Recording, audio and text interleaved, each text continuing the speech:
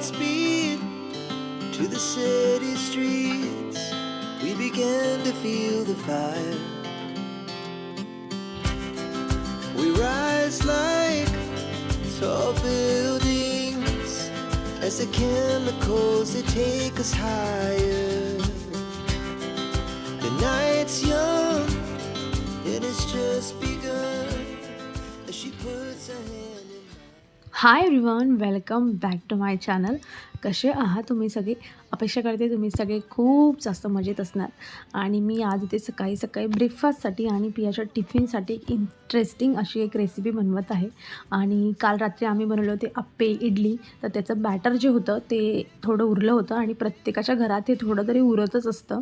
So मी काय करते ना, थोडी भाजी बनवली होती, बटाट्याची सुकी भाजी बनवली होती डोस्यासोबत खाण्यासाठी. तर ती मी थोडीशी वाटी भरून उरवून ठेवलेली होती. आणि मी आधी काय करते ना, जे बॅटर होतं ना डोस्याचं, तर ते हे अप्पम जे पॅन आहे ना याच्यामध्ये मी थोडं थोडं घालते आणि असे गोल असे जे बॉल आहेत ना ते बनवून मी घेतलेले आहेत आणि त्यांच्यावरून परत जे बॅटर आहे ते टाकते. म्हणजे जेणेकरून काय होईल की आप्पेच्या मध्ये जे असेल ना ती फिलिंग असणार आहे.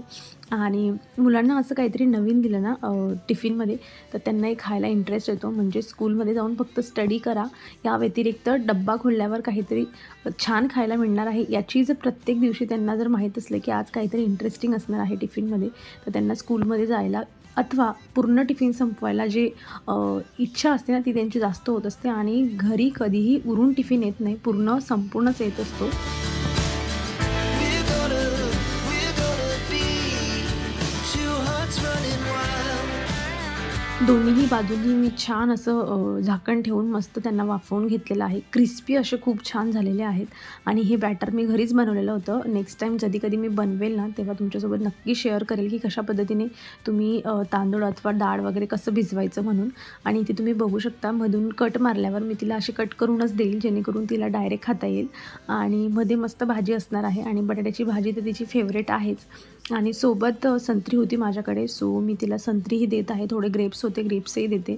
कारण काय होतं की स्कूलमधून आल्यानंतर ना ती डायरेक्ट थोड्या वेळाने जेवायचं असतं, त्यामुळे ह्या सगळ्या गोष्टी राहून जातात आणि मग लगेच ट्युशन वगैरे असतं आणि मग हे सगळं घरात अवेलेबल असूनसुद्धा तिला आरामात खाता येत नाही. सो ह्या सगळ्या गोष्टीचं मी तिला टिफिनमध्ये दिल्या तर ती एन्जॉय करून पण खाईल आणि तिला मल्टिपल ऑप्शन पण मिळतील आणि जे काही आपल्याला द्यायचं आहे आपण ते सगळं टिफिनमध्ये देऊ शकतो. आणि मुलं संपवून देखील आणतात आणि माझा इथे सकाळचं काम पूर्ण झालेलं आहे. We're gonna be two hearts running wild. पिया स्कूलमध्ये गेल्यानंतर ना सगळ्यात महत्त्वाचं माझं सगळ्यात पहिलं काम असतं जे मी सगळ्यात आधी करते ते म्हणजे माझा बेडरूमचं आवराआवर. कारण काय होतं ना, असं मी बऱ्याच वेळा म्हणजे विचार केलेला असतो की म्हणजे मी उठल्यानंतर लगेच आवरून घेऊ किंवा पिया उठल्यानंतर मग थोडंफार आवरून घेऊ, पण नाही होत. कारण की बरेच कामं असतात. तिची अंघोळ घाला, तिला ब्रश द्या, दूध गरम करून द्या आणि ह्या सगळ्या गोष्टींमध्ये याच्यासाठी महत्त्वाचा वेळ हा नसतोच. म्हणून ती गेल्या गेल्या मी आधी बेडरूममध्ये येत असते आणि जे काही ब्लँकेट्स वगैरेची घडी घालायची किंवा बेडशीट चेंज करायची ह्या सगळ्या गोष्टी करून घेत असते. म्हणजे फक्त 2 मिनटं लागतात ह्या सगळ्या गोष्टी करायला, यापेक्षा जास्त वेळ लागत नाही. आणि फक्त 2 मिनटामध्ये एका रूमचा आपण लुक जो आहे तो पूर्ण नीट, क्लीन, ऑर्गनाईज असं दाखवू शकतो. आणि हे पिलो कवर मी बनवलं होतं, तुमच्यासोबत शेअरही केलं होतं. तर ती सॅटनची जी साडी असते ना ती मी मागवली होती आणि मी बऱ्याच वेळा असं बघितलं होतं की सॅटनचे पिलो कवर जे यूज केले तर केस गळती कमी होते वगैरे वगैरे याचे फायदे. सो मीही म्हटलं एवढं महागडे 2 कुशन घेण्यापेक्षा मी तेवढ्याच प्राईजमध्ये साडी मागवली आणि तिचंच कुशन कवर बनवून घेतलेलं होतं आणि असं चढवून घेतलेलं होतं. आणि जे सेकंडवाला आहे ॲक्च्युली माझे हजबंड केसांना हेअर कलर करतात. सो प्रत्येकाला हे माहीत असेल की हेअर कलर केला तर त्याचा कलर हा लागत असतो टॉवेलला म्हणा, नाही तर मग कुशन कवरला. सो मी त्यांना हे देत नाही. आणि मी महत्त्वाचं म्हणजे हे सांगायचं म्हणलं तर मला असं वाटतं की जे सॅटन पिलो कवर आहेत ना तर त्या कापडाने काय होतं ना की आपला केस हे घसले नाही जात त्याला आणि कमीत कमी गळतात. कमीत कमी म्हणजे मी असं बघितलंच नाही की त्या पिलोवर म्हणजे डोकं ठेवून मी झोपल्यावर माझे केस तिथे लागलेले आहेत म्हणून. आणि नॉर्मल जर तुम्ही कॉटनचं घेतलं ना तर केस लागलेलेच असतात. महत्त्वाचे जे पुढचे छोटे छोटे असतात ना डोक्यावरचे ते महत्त्वाचे गळलेले असतात घसून. म्हणून तुम्ही जर हा छोटासा चेंज केला तर तुम्हाला थोडं केस गळती कमी व्हायला हेल्प होईल. आणि साईड बाय साईड मी इथे माझा जो साईड टेबल होता, बेडसाईड टेबल, तोही व्यवस्थित क्लीन करून घेतलेला आहे. आणि इथे मी प्लांट ठेवलेलं असतं. खूप छान असतं प्लांट ठेवणं. तुम्हीही बेडरूममध्ये एखादं प्लांट ठेवत जा. आणि ही तुम्ही खिडकी बघत आहात. ॲक्च्युली मी दर 2-4 दिवसांनी पुसून हे काढत असते, पण इथे कन्स्ट्रक्शन चाललं आहे साईडला आणि आता हवा पण खूप चालली आहे, म्हणून खूप जास्त धूळ बसत असते. आणि हे ऑइलचं तुम्हाला काय सांगू मी, आहाहा! किती दिवसापासून पडलं हे. एक बॅच माझी बनवून झाली होती, मग सेकंड बॅच मी त्याच्यातच ऑइल टाकून दिलेलं. अजून थोडं जे त्याच्यातले इन्ग्रेडियंट्स होते ते वाढवून घेतले होते आणि त्याचं खोलला ना तो डब्बा, की तो इतका असा मंद असा त्याचा स्मेल येत असतो, इतका मस्त असा वास येत असतो की शांत वाटतं. आणि केसांना जरी हे ऑइल लावलं ना तर त्याचा छोटा छोटा जो स्मेल असतो ना, असा दुरून येणारा स्मेल, तो मला खूप महत्त्वाचा, खूप जास्त आवडतो. सो असो, इथे माझा बेडरूम जो आहे तो चकाचक क्लीन झालेला आहे.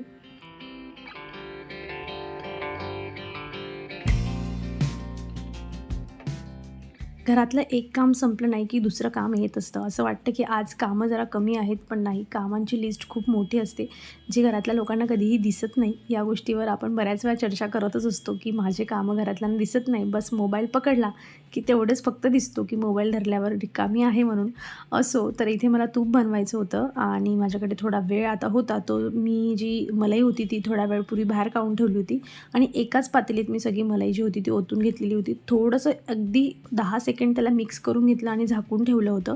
आणि म्हणजे 20-1 मिनटं मी त्याला झाकून ठेवलेलं होतं. आणि आता मी इथे आलेली आहे आणि बस त्याला जस्ट मी नॉर्मल, तुम्ही बघितलं ना, जस्ट 10-15 सेकंड मिक्स केलं आणि लगेचच त्याची लोणी बनायला सुरुवात झाली. सो मी ह्याच्यासाठी तुम्हाला दाखवत असते, कारण बरेच नवीन लोकं माझ्या चॅनलवर जुळत असतात, त्यामुळे ज्यांना माहीत नाही, तर अशा पद्धतीने तुम्ही कमीत कमी वेळेमध्ये अगदी कमी मेहनतीमध्ये जे तूप आहे ते तुम्ही बनवू शकता. आणि एकच भांडं महत्त्वाचं म्हणजे वापरायची गरज आहे. आणि मी मागच्या वेळेसही घरच्या घरी जे बटर बनवलं होतं, म्हणजे ही जी लोणी निघते तिला थोडा जास्त वेळा वॉश करायचं आणि असंही मी जास्त वेळाच वॉश करते, कारण की तूप जे आहे ते कधीही खराब होत नाही मग. आणि हे जे बटर जे आहे ते अशा पद्धतीने मी मार्केटमधून न आणता हे असं मी स्टोअर करून ठेवते फ्रीजरमध्ये. आणि तुम्ही डोसा बनवा, अदरवाईज तुम्हाला काहीही घरच्या घरी अप्पे बनवा, रव्याचे अप्पे बनवा, तर तुम्ही ही जी लोणी आहे तुम्ही काढलेली ॲज अ बटर म्हणून तुम्ही यूज करू शकतात. आणि बाहेरचं महागडं बटर आणण्यापासून तुम्ही वाचू शकतात, पैसे वाचू शकतात. आणि महत्त्वाचं म्हणजे हेल्दी घरच्या गोष्टी तुम्ही मुलांना आणि तुम्हीही खाऊ शकतात. सो माझ्या इथे बटरही बनून झालेलं आहे, तूपही माझं इथे बनत आहे आणि छान कमी गॅस करून याला 10 मिनटं लागतात फक्त. आणि तोवर वेळ आहे. तर सकाळी जी संत्री मी निवडली होती पियासाठी, तर तिचे जे सालं होते, तर मी काय करते ना, एक डब्बा घेतलेला आहे, त्यामध्ये स्टोअर करते. एक पूर्ण 3 महिन्याचा जो बायो एन्झाईम बनण्याची जी प्रोसेस असते ती तर माझी साईड बाय साईड चालली आहे प्लांटसाठी. पण हे आता एवढे छान संत्रीचे सालं फेकून देण्यात अर्थ नाही, म्हणून मी यांनाही जे आहे 4-5 दिवस अशा पद्धतीने भिजवत घालते. आणि मग नंतर याचं जे पाणी असतं ते थोडं जास्त पाणीमध्ये मिक्स करायचं आणि झाडांना देऊ शकता. आणि याचा जो स्मेल असतो ना, तोही खूप छान येतो. सो तुम्ही स्प्रे बॉटलमध्ये भरून घरात जरी स्प्रे केला तरीही छान असतो, पण झाडांसाठी खूप छान आहे. करत नसाल तुम्ही ही गोष्ट तर नक्की करा. आणि ही जे बटर आहे याला नेहमी फ्रीझरमध्ये स्टोअर करा, फ्रीजमध्ये नाही, फ्रीझरमध्ये स्टोअर करायचं, जेणेकरून ते हार्ड आणि व्यवस्थित टिकतं जास्त दिवस.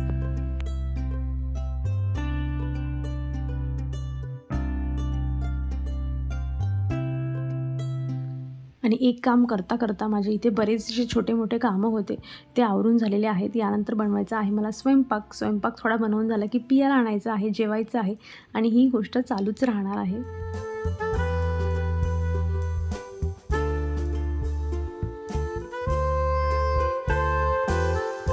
जेवण आमचं करून झालेलं आहे आणि मी आता गॅस जो आहे ना थोडा डीप क्लीन करते, कारण मी याला जास्त एवढं करत नाही.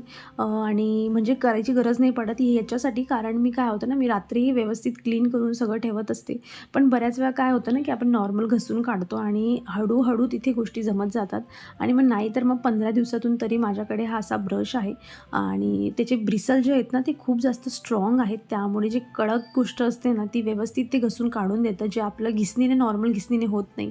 आणि घिसणीने परत परत घासणं म्हणजे ती गोष्ट तर क्लीन होतेच, पण सोबतच आपले जे बोटं असतात ना त्याचीही स्किन खूप जास्त निघत असते. त्या गोष्टीपासून वाचण्यासाठी हे अशा प्रकारचे जे ब्रशेस आहेत ना ते नक्की तुम्ही एक वेळा त्याच्यामध्ये इन्व्हेस्ट करा. एक ब्रश घेतला, एक सेट घेतला, महत्त्वाचं म्हणजे तो बऱ्याच दिवस आपल्याला जात असतो.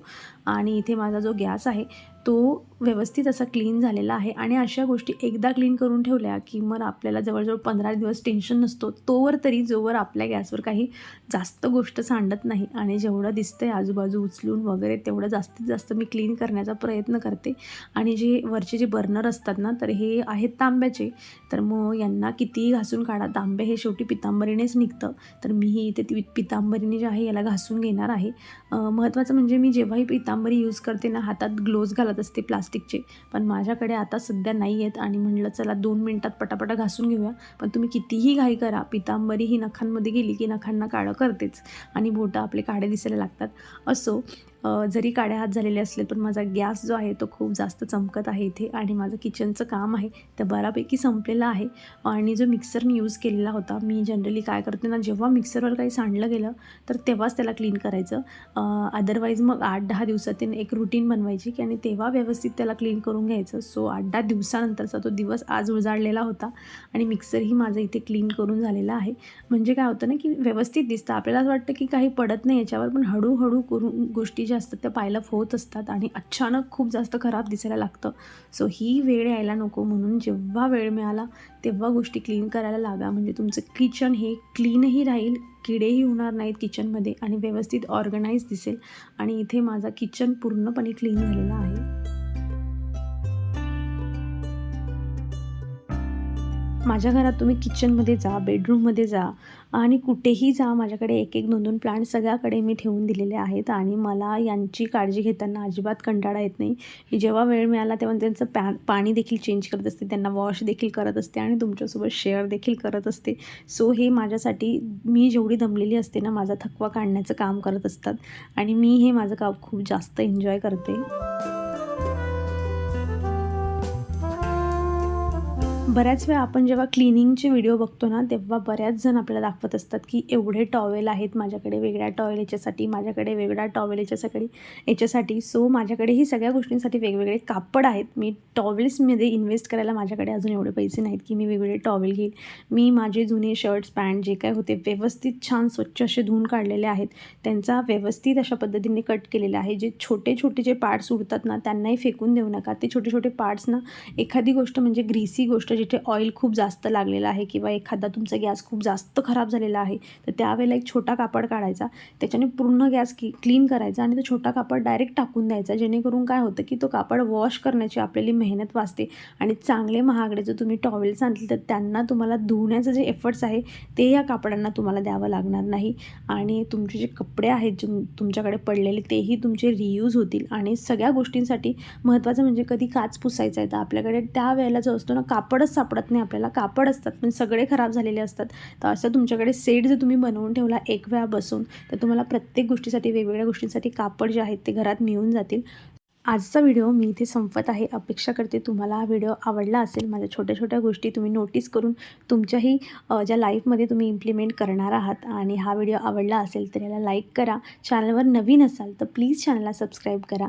आणि असले छान छान व्हिडिओ बघण्यासाठी तुम्ही बेल आयकॉनला क्लिक करा, म्हणजे एकही व्हिडिओ तुमच्याकडून मिस होणार नाही आणि सगळे व्हिडिओ तुम्ही माझे जे आहे नियमितपणे बघत राहणार. सो फ्रेंड्स, आपण भेटूया पुढच्या अशाच इंटरेस्टिंग व्हिडिओमध्ये. तोवर तुम्ही स्वतःची काळजी घ्या. So take care friends and bye.